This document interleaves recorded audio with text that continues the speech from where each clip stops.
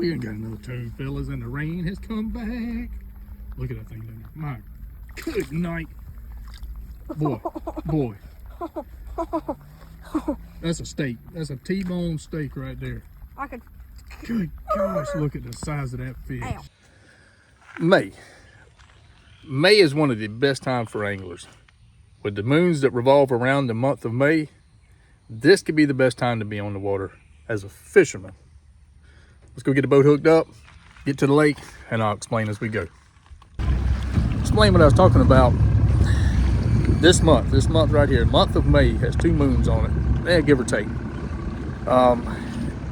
It's the igniter, it's the fire starter. It is the thing that turns all these fish on. From brim, shellcrackers, bass, stripers. It turns those herring on to spawn, causing the bass and stripers to bite. It also causes all the bluegill shellcrackers to come up and start bedding, which, targeting those big bass is one good thing to do in the summer, or just get you some night crawlers and go out and catch a mess of bluegill and shellcrackers. But today, that's what we're going to do, is kind of bring y'all along and show y'all how we approach this time of year.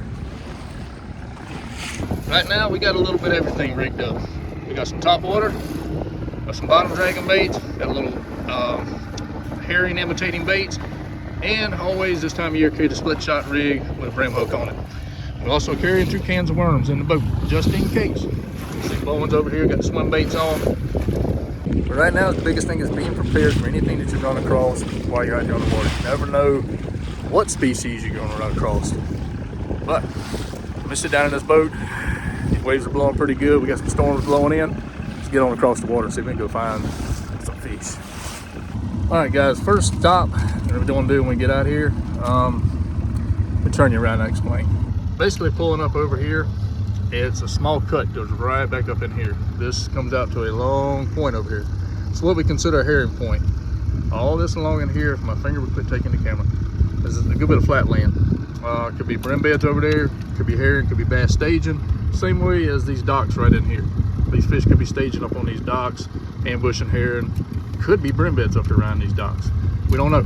We're going to use on up here and find out and bring y'all along. And this is what I'm talking about, be ready for anything. A giant red breast on a popar. I'd have never imagined it. But all we're doing is going up in these shallow flats, looking, throwing, just testing, fishing. All right, we fished that little area and done. We caught that one little red breast. Didn't see any bass, didn't see any brim beds. So now we're headed straight over here to another long point, which we consider a herring spawn point. We'll start there, look for some bass as we ease on around. It's got some pockets back up in there, some good areas, potentially be some brim beds in there. So we're gonna hit that area and kind of work it and see what we come across. So stay with us, hopefully we're gonna find a fish here soon.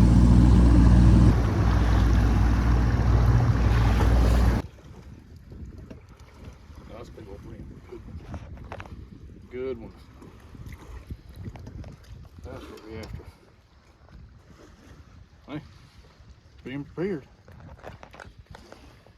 And guys, what we done run across, we come up on a point out yonder and come across it, come back in here, and we have done found some bluegill beds. So far, that's 2 nice ones off of it, but it's just being prepared, having the right gear. Oh, Bowen's got one. Let me get you turned around. What's he got? I can get us down without breaking my rod. Decent. No, that's a good one. Medium size. He looked bigger in the water. He did.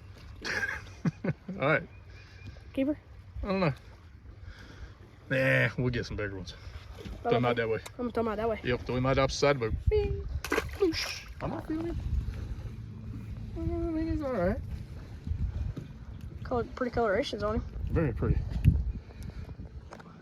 Very pretty. Give him a quiche. All right. See?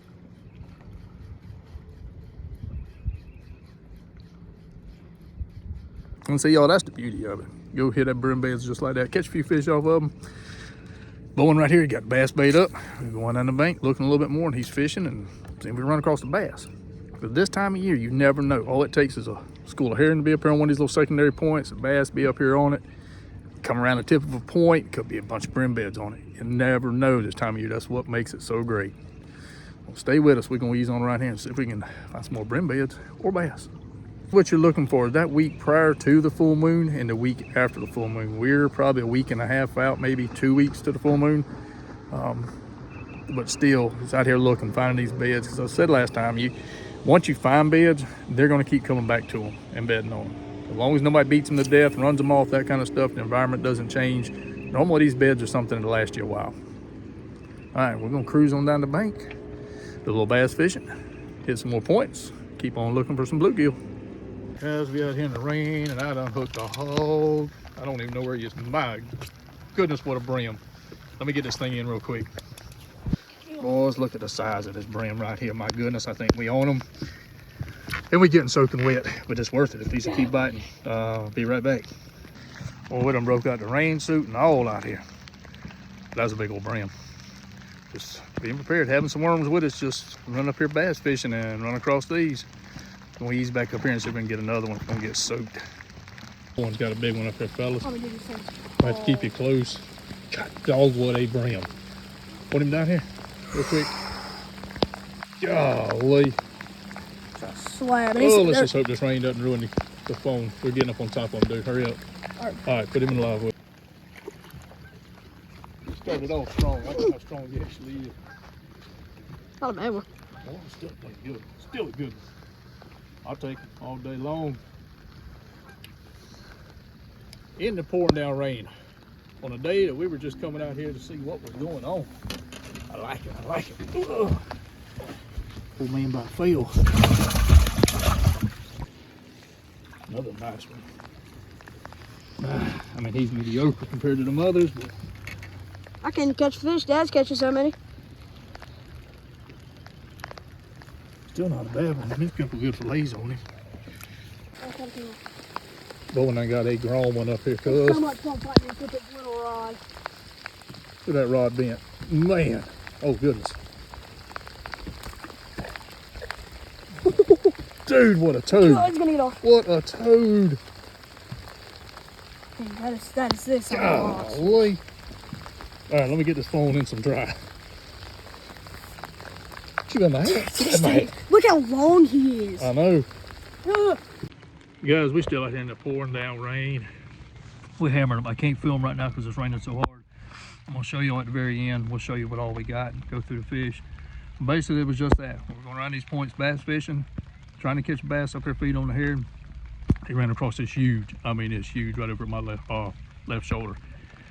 I hate to know how many big old brim are on this thing, and when y'all see them, I mean they're a hand and a half size. They are huge brim, especially for here, especially anywhere, but especially here on Lake Murray. We're gonna go back and try to catch a couple more. If it's raining light enough, I'll get the camera back out and do some filming. Boy, I got another tank over here. Good night, boy. That's some bluegill right there. And the phone getting soaking wet, but it'll be all right. We got to bring y'all a video of this. This is amazing. All right, let me get this thing out of the weather and get him in the live well. Yeah, this is another tank. Ah, almighty dog, boy. Look at the Bluegill. size of that brim. Oh my goodness. Golly.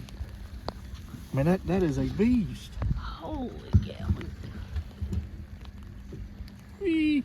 Hey, you got me every year. Just got up Alright. close on him.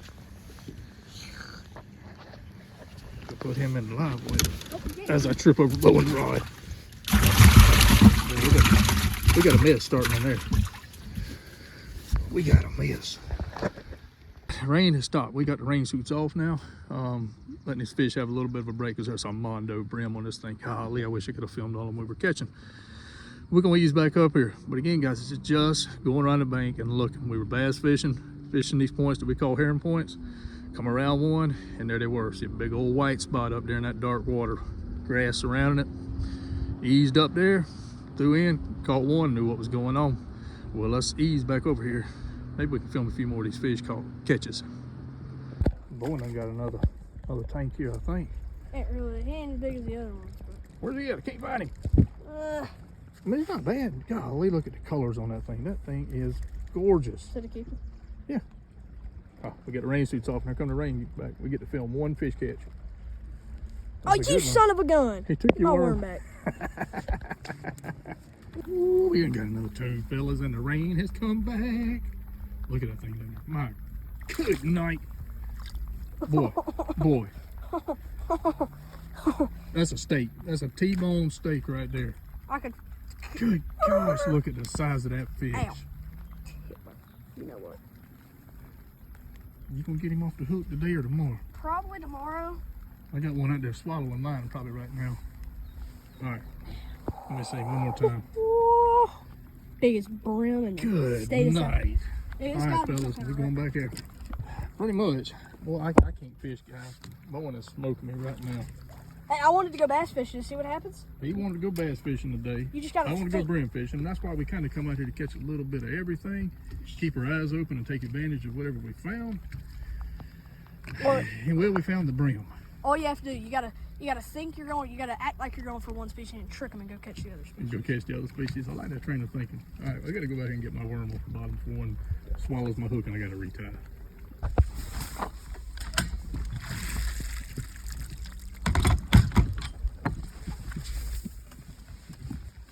Well, guys, we were gonna run back down the lake, but that storm is brewing up back there. Nah, we caught enough fish for one day. We're gonna call the ball and take this thing to the boat shed. Make sure my glasses still ain't lost them. Let's get the boat loaded up, and we'll meet y'all back at the boat shed and show you what we got in this live well. It's impressive.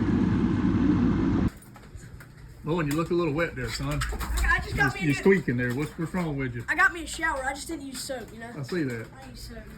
All right, guys, let us get this boat unhooked, and we'll be right back with y'all with the fish.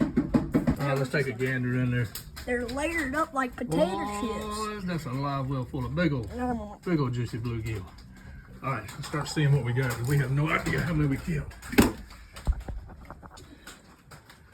Look at this fish. I don't know. That's kale. Yo, that's a Mondo brim. Can you see? Golly, that was a big one. About the same size. About medium. Hey, got a couple fillets on him. Even.